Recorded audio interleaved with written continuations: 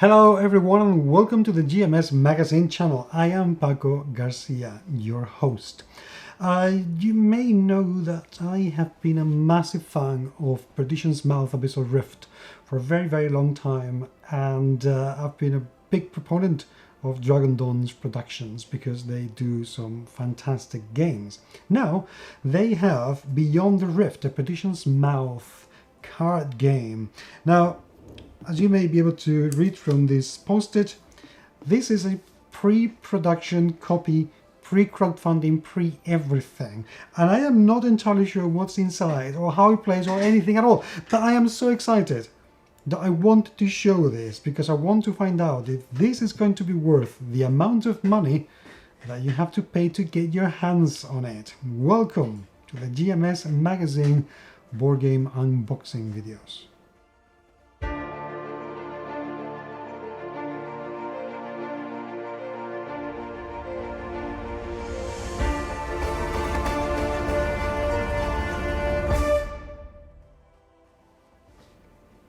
Now, before we start, I want to say again and again, this is a pre-production copy.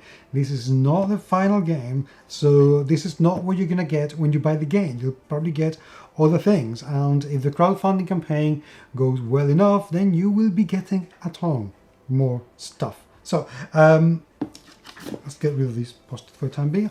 I know I like to keep these things because it's kind of like very personal, very nice, and I appreciate it. Oh, hi Marco, it's good to see you, man. I'll talk to you, whatever. Anyway, right, I love the Perdition'S Mouth game because the lore, the setting is absolutely wonderful. I love story-driven games, and it feels very authentic.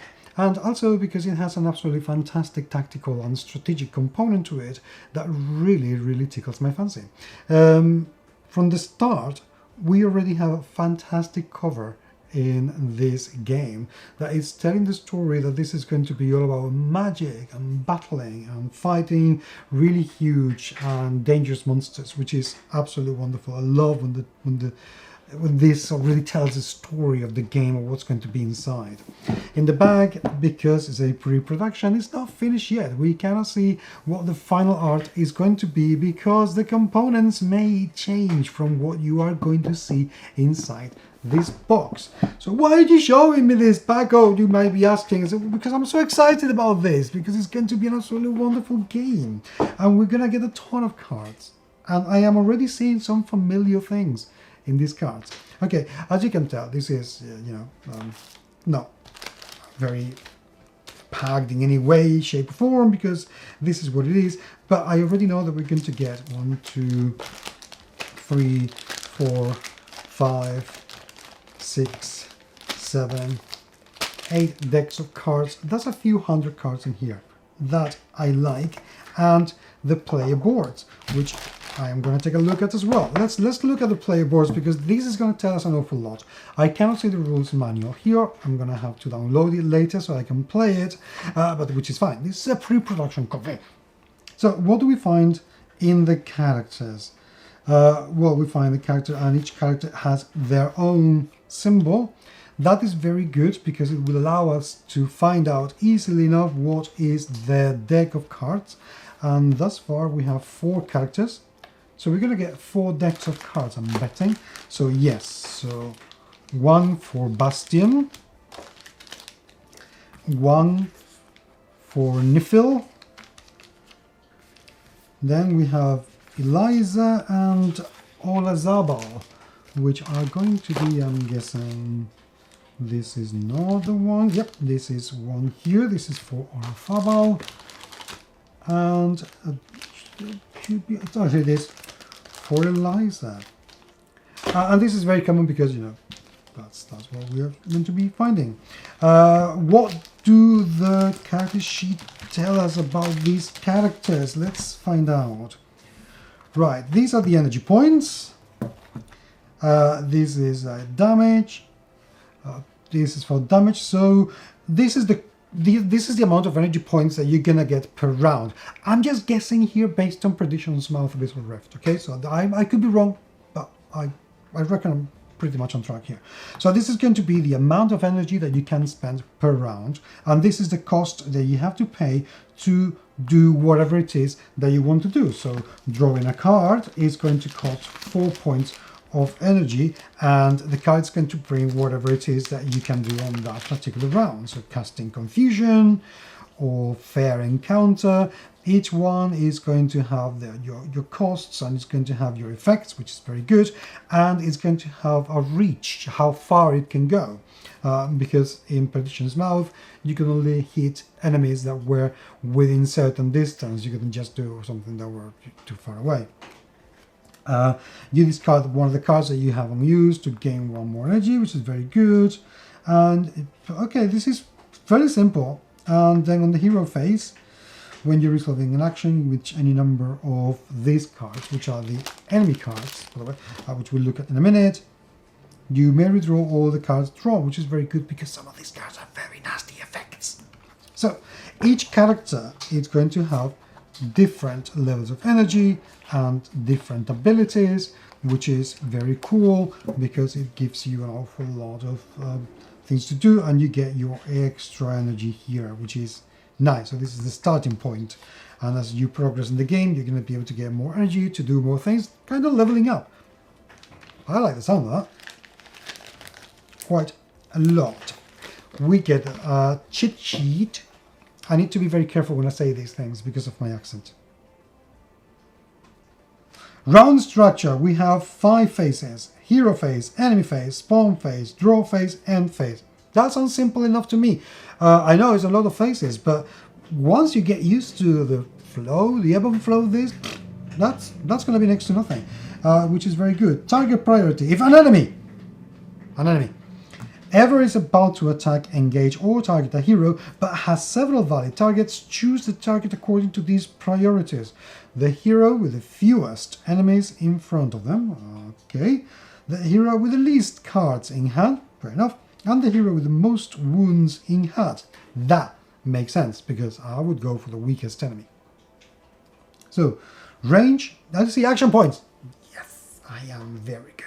Action point, attack with the fist, defense with the shield, special, reaction, wounds, response card, and threat level. This is sounding simple enough to me as it is. Really. No, I'm not joking. This feels as simple as Abyssal Rift actually is, but it doesn't look it because of the amount of components and the way that the rules are explained. It's a much simpler game than it may look.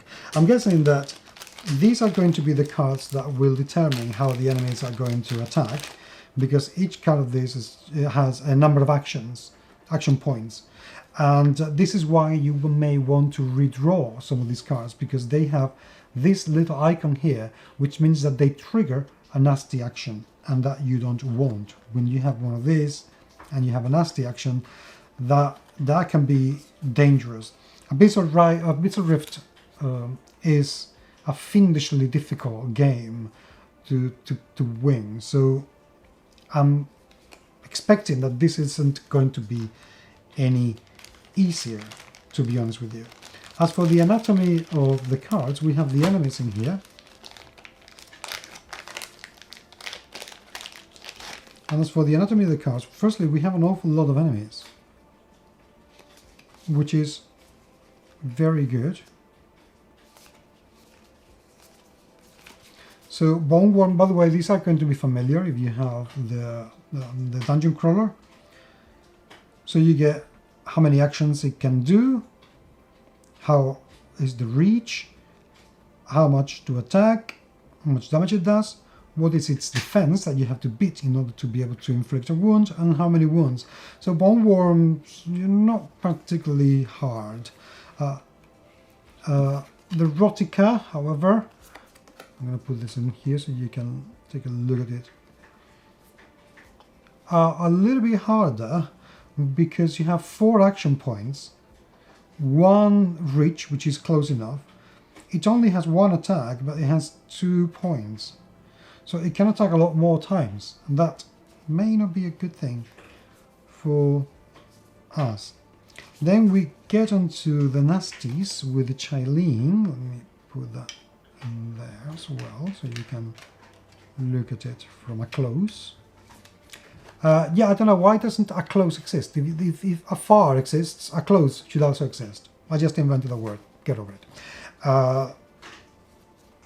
So more Wormborn, you got Chilene. Okay. Then we have the Acolytes. I remember these, they were very unpleasant people. There was no talking to them in the game. It's all, I'm gonna kill you, I'm gonna kill you. Whatever. And then there are the guards, who are like acolytes, but better trained. And they weren't very pleasant either. Overall, anybody who are not your friends and you find in this game are not going to be very pleasant. That's how it plays. But now we also have orcs. And we have a netcaster. Let me show you the orcs. And the archer.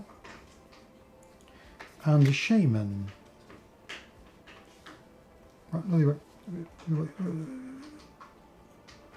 Or shaman. I don't know what to call it. Shaman, I've been told through my earpiece. Yeah, I have a consultant at hand. Yes, I know that the word shaman has, you know, some connotations. I understand that. And yes, I will talk to them so they can change it. Hopefully they will be able to if the production is not full. Anyway, we also have skirmishers, the orcs. We have a hunt master. And oh, we have a Kang. Oh, blimey, this is going to be unpleasant. The Kang is very strong. Very strong. Wow. Do we have anything stronger than that? No. So the Kang is like the boss. Lots of enemies, I have to say. And I'm sure that they can grow with stretch goals. So if you back this game, we get more things. And that is very nice. So back this game and buy it. And make everyone happy. Please. Thank you. But that doesn't end here, because we get a deck of cards in here, which seems to have more things. Let me see what this, I don't know what this is. Okay, this is for the character. Okay, these are more character cards. These go onto the oh no, they're not. Oh, they're different. Okay, so these are traps. Okay, so you have a pit wound. Put this thing here. Oh, these are effects, of course. I'm being an idiot. These are effects because you get exhausted. You have exhaustion. You have blurred vision. Blurred vision, and you have a cracked elbow. You get 8.